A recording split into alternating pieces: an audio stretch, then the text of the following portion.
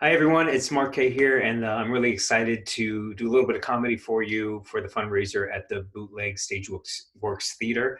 I'm glad that I can pronounce that. I haven't even started telling the jokes yet, but I'm psyched to be here with you on Zoom.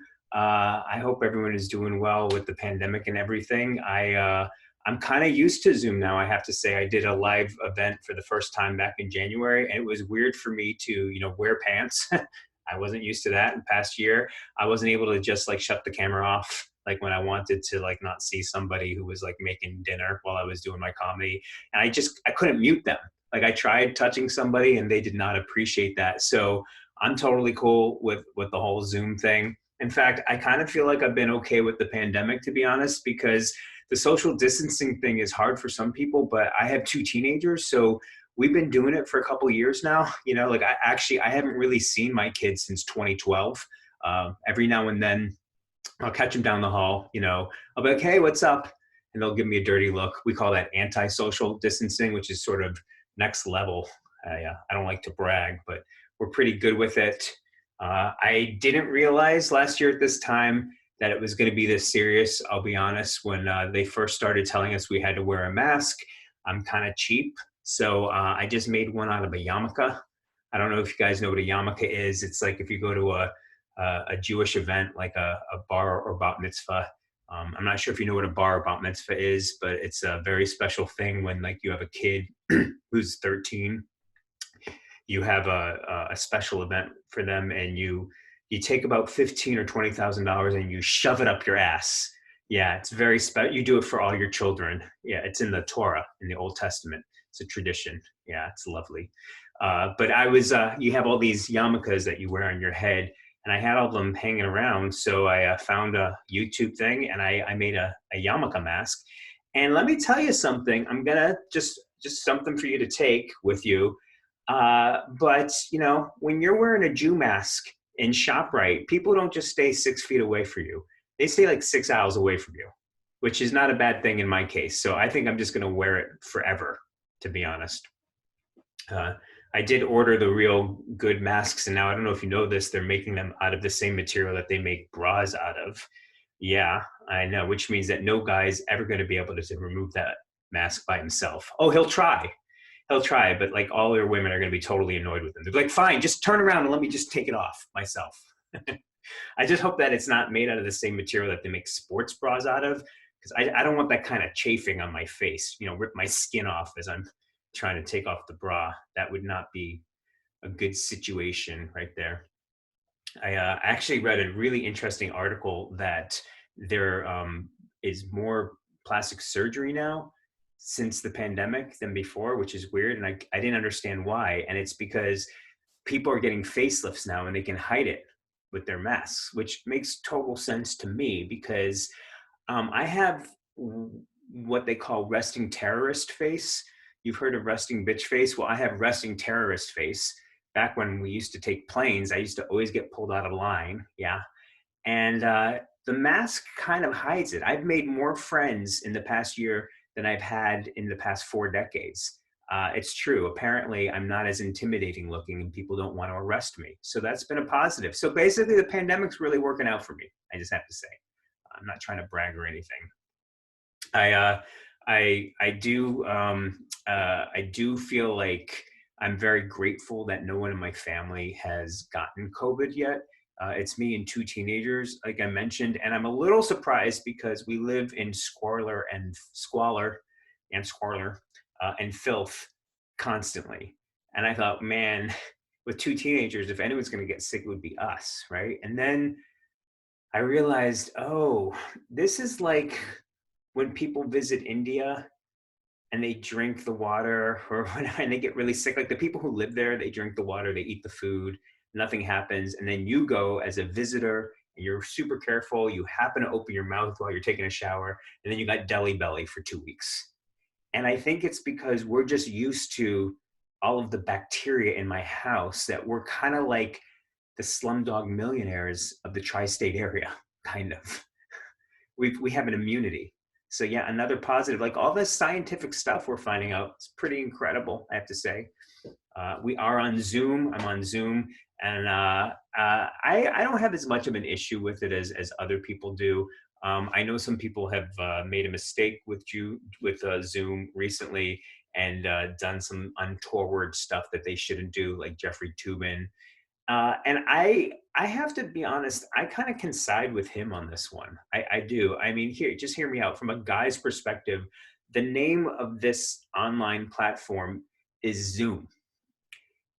The definition of Zoom literally means to make things bigger. Like, if you don't want a guy to show his junk, go to Microsoft Teams. You know what I mean? Like, it's in the title, micro and soft. No dude is going to pull down his pants on Microsoft Teams. But on Zoom, that's on you. That's on you. You're going to have to deal with that. I'm sorry. I uh, I am on Zoom all the time. You can notice I'm standing because I have some back problems. Oftentimes I'll have to sit down when I'm doing work, and I decided to get a memory foam pillow because I read somewhere that it's better to sit on a memory foam pillow, which I've been doing since March. But the problem is, if you look at my pillow now, the only memory it has is pretty much PTSD. It's just like squished and wrinkly and gray and moist, kind of like how Anthony Fauci looked last year around this time, like just defeated. That's what my memory foam pillow looks like right now. I'm very thankful that my kids are older and I don't have to homeschool them. I know a lot of people have smaller kids and they're trying to work and homeschool their kids, and that would be a very terrible thing for me. And I know because a while ago, when my daughter was in second grade, I had to teach her math. And I don't know if you know this, but they don't teach math today the way they used to. It's totally different. And I realized that education probably not my thing, probably not my path. When I got frustrated, I left her at the kitchen table. And as I was storming upstairs to my bedroom, you could hear me shouting, "Well, in this house, we carry the one." So I realized, man, I'm pretty lucky, or they're pretty lucky that I don't have to deal with that stuff right now. You know what I mean? I what else? I have so much to tell you that I want to make sure that I'm not missing anything. I am killing it in my bedroom here. I'm here all week. Well, look, who am I kidding? I've been here all year. I'm not going anywhere. I am in my bedroom like a 19-year-old. Speaking of 19-year-olds, my son did have to come home from college last year during the pandemic, and so I was living with him and his sister. It was just me as a single dad, and he's walking around the house the entire time, no shirt, just like Kato Kalin or something. Just in my just 6-pack, 8-pack, 32-pack abs, just jacked, constantly working out, and I'm just like, hands deep in a bag of Tostitos at any given time. I never ever looked like that. Never, not in my life. I've had a dad bod since I was about 11. I was sort of like the Doogie Howser of dad bods. I don't like to brag. Always had love handles. In fact, I was born with love handle. It's actually how they pulled me out of my mother. They kind of grabbed both sides and just tugged. I was born on my back, but everything worked out fine. So yeah, I just never ever looked like that. He was home. All he did was work out and play Xbox. That was it. He'd be playing Xbox, and they talk to other people that they don't know, and they don't see each other. They have different avatars on these games, and I hear him playing, and all I hear is, "No, I got you. I got you. No, no, no, no. Oh, yeah. Oh, no, no, chill, chill. Oh, my bad, my bad, my bad, my bad. Oh, why you gotta be like that, yo?" So finally, I like walked into the living room and I said, "Hey, can you just put that on pause for like a second? Um, just a quick question, just curious. These guys that you're playing with on Xbox, do they know your name is Elliot? Do they know you're in honors English? You live near a cul-de-sac? Like, I'm just curious because I don't think this is reflective of who they think you are. Not sure. I was worried about him going to college when he left, though. That summer, whew, I was like, I mean, everyone just kept telling me to chill out, and I had some friends that were like, "Mark, you gotta like get your shit together." Like, you're freaking out over this. He'll be fine. Every bird has to leave the nest eventually. And I was like, I don't know. Like, this bird, 2 weeks before he left the nest, was like, so dad, it doesn't matter which side of the envelope I put the stamp on, right? I was like, not ready to leave the nest. Not ready. Exactly. No, not ready yet. No. I mean, he had just finished his senior thesis health project, and it was on inflammatory pelvic disease. Okay. And he was so proud of it. He showed me his PowerPoint, his title slide. I'm not even kidding. It said inflammatory pelvic disease in Comic Sans Serif font, because ladies, nothing is more hilarious than a burning vagina. Am I right? And his picture on it, the title slide, was an animated picture of a vagina with an emoji on fire. I was like, college, really? That's your path. Okay. I did try to be a good dad before he left for college. I bought him a bulk box of condoms from Costco, which you should check out, fellas or ladies. Good deal. We were packing up the car the Sunday before, and he found him. He was like, "Oh my God, Dad, I don't know what kind of kid you think I am." I was like, "Oh, I actually have the answer to that one. I think you're the kind of kid that doesn't have kids. That's what I think. I think we're going to keep it that way." And I told him, I said, "I don't care what you do. You wear one every day, inside, outside. I don't care. I don't care if you use it. It's just like aspirin, just one a day preventatively to be safe." Because I'm a good dad. My daughter's been home with me, so she's all virtual. Her school. She took an environmental science class last semester, and she decided she wanted to adopt a highway, like, those signs you see to clean up the highway. And I was like, "Oh, that's really admirable. That's a great idea." But I was thinking, like, how about we adopt a bedroom first? You know, can we clean up the shit around your bed and then worry about the turnpike? Is that okay?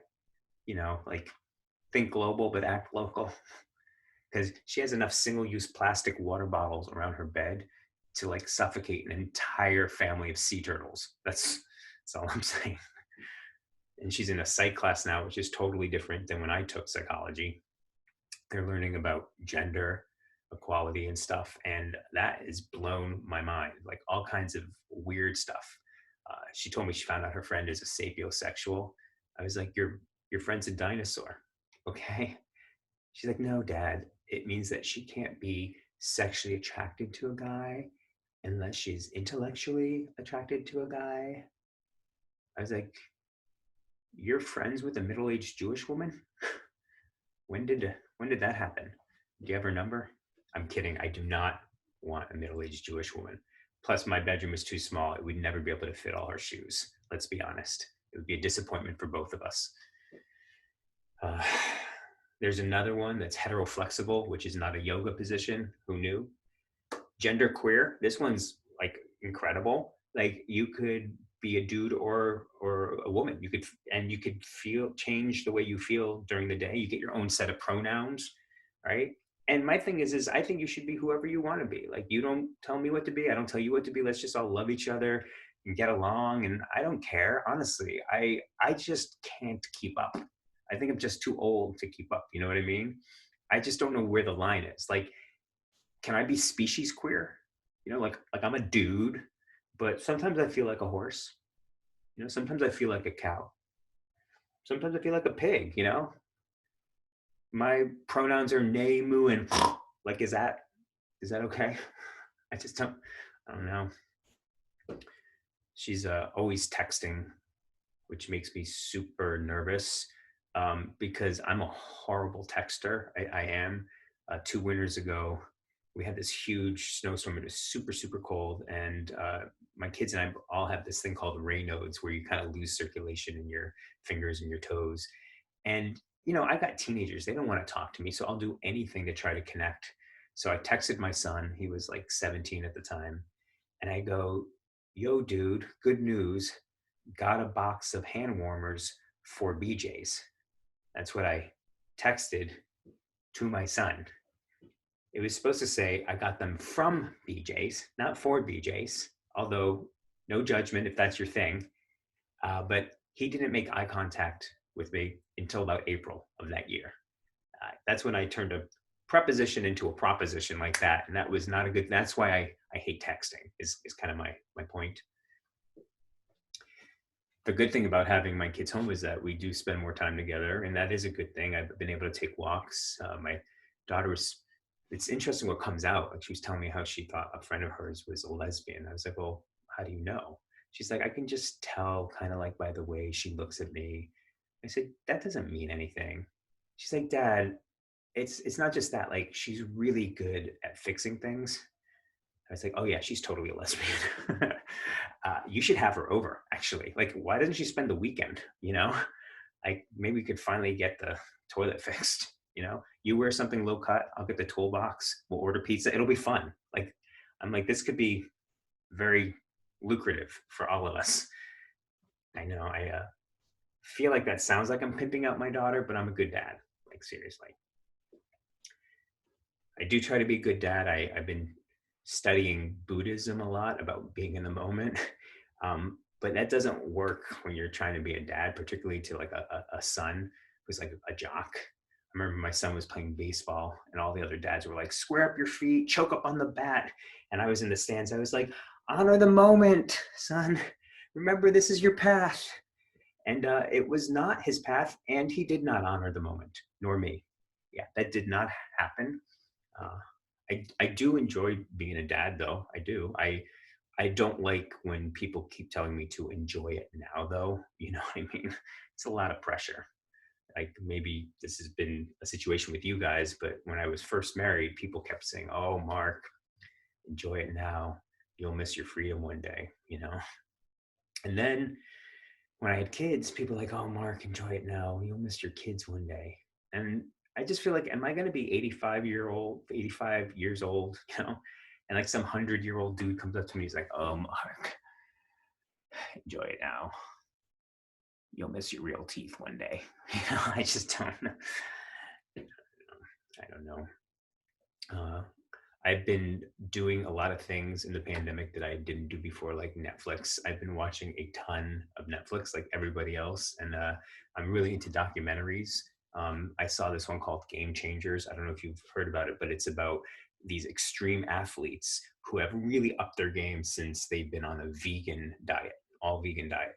And one of the things that was like incredible was they tested a vegan diet versus a non-vegan diet on men, and showed that guys that ate a vegan diet, that their erections lasted 200 to 400% longer than if they ate meat. Now, first of all, let's put that in perspective. That might mean like a minute and a half to 2 minutes and 15 seconds. Okay. I mean, if that was a woman, I'd be like, I don't have that kind of time. Like, I got shit to do. But for a guy, it's all relative. Let's just first put that out there.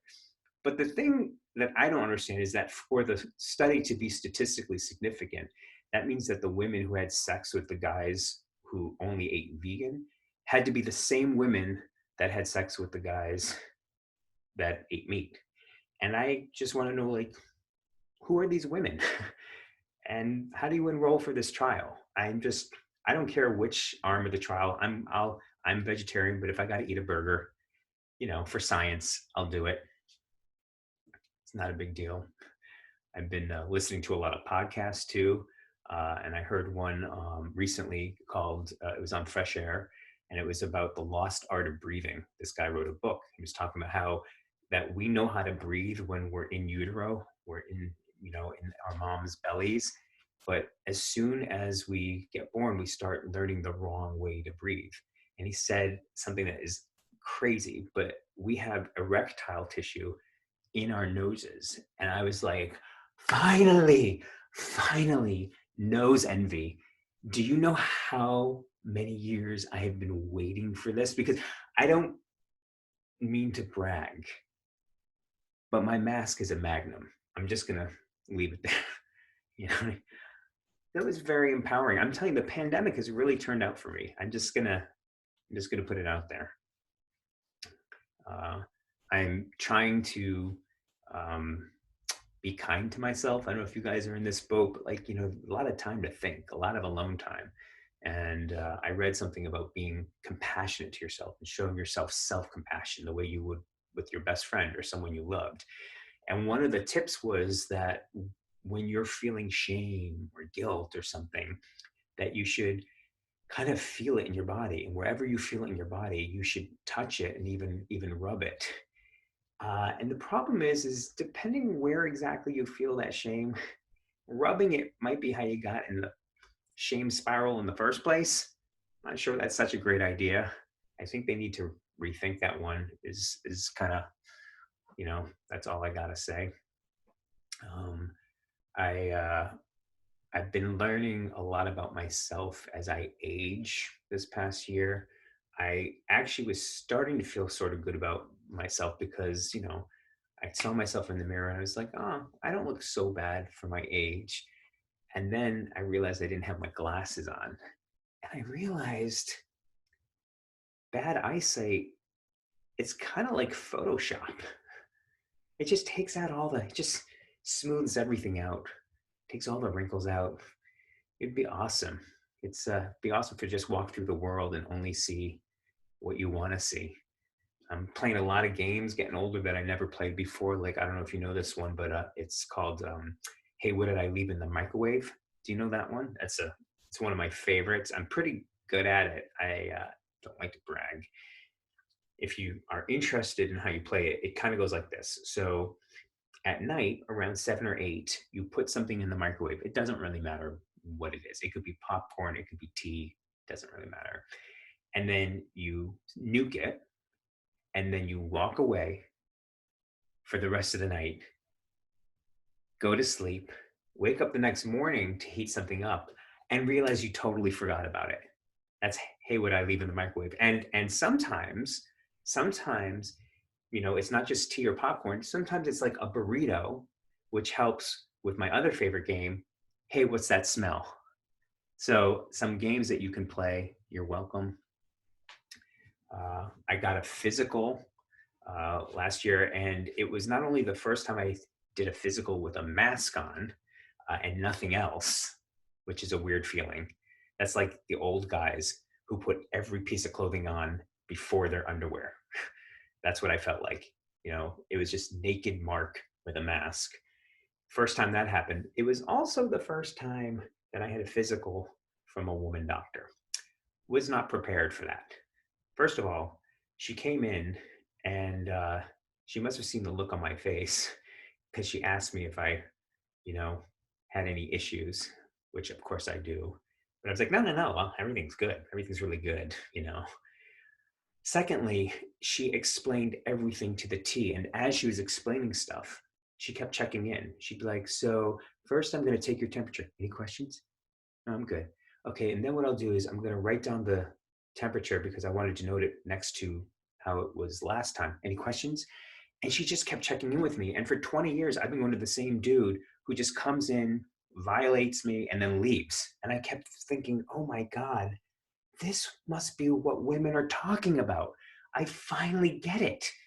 She was talking to me, explaining stuff. I knew what the hell was going on. It was an amazing experience. She said to me, she's like, look, at the end, I'm going to ask you to bend over. Um, and then I'm going to lightly cup your scrotum and ask you to turn 2 ways and cough each time to check for any hernias. Any questions?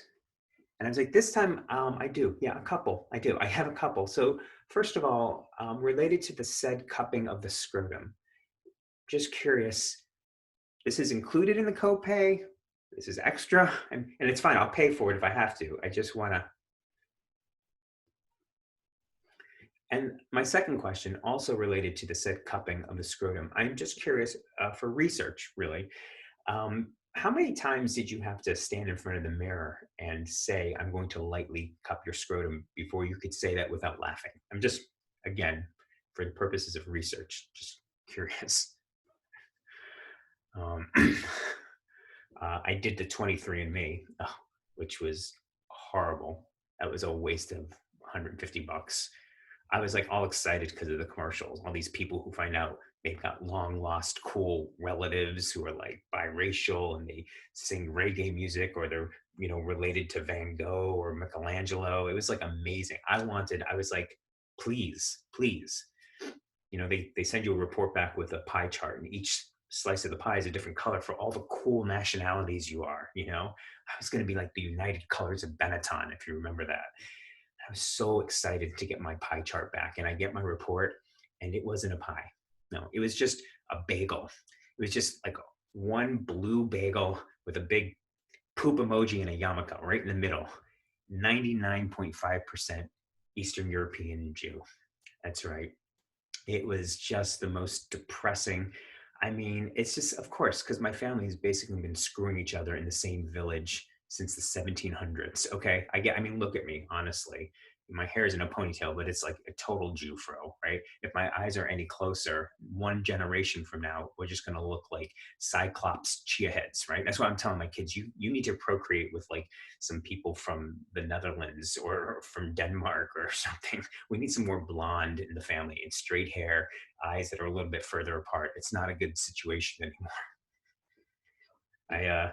I do have 0.5% African in me, which it's not the part I was hoping for, but I'll take it. Yeah, whatever. It's okay, I guess. Whatever. Um, I donated blood also this time. I gotta be honest with you, I got rejected the first time. Apparently my hemoglobin was low, which is weird, and it was because I'm a vegetarian, which I thought was a little suspect. I mean, I went in thinking, okay, there's a good chance I might get rejected. I just assumed it would be because of sex or drugs. Turns out it was vegetables, which is kind of weird. So vegetables bad, just for anybody watching. Um, Unless you're gonna have your erections measured on Netflix. Otherwise, stay away from them. Uh, but I did eventually get to donate blood, and if you've ever done it, it can be pretty embarrassing. Like they ask you a lot of questions. It starts out pretty, innocently. Like they're always like, "Are you allergic to shellfish?" But before you know, it's like, "Have you had gay sex between 1989 and 1993 while eating bad beef with a black man?" And you're like, "Oh my god." 1989 to 1993. No, it was chicken. I'm good. It was chicken. Yeah, I know. And I always love when they ask if you've ever paid for sex. I'm always like, I don't know how to break it to you. I have two kids. I pay for it every day of my life. I don't know. But I'll leave you on this. Do things that are healthy and connect and love. And it's important that we stay connected with each other and help each other out. Do little things to help yourself. I signed up for one of these um, email listservs where they send you a quote of the day, motivational quotes, and I got one that said that today is a gift. That's why it's called the present, which I'm just going to be honest is bullshit. I don't know if there's any English teachers or people who took English, but present is a homonym. Okay, it's a word that has two meanings. Okay, that's not how it works. It's like me saying, "Oh, the fatter your ass, the slower you are." That's why it's called a behind. It doesn't work that way. All right, I am Marc Kaye. Thanks so much for joining. Check me out on markkayetoday.com. Hit me up. Let me know what you think. And I'm wishing you lots of health and happiness this year. Thanks, everybody.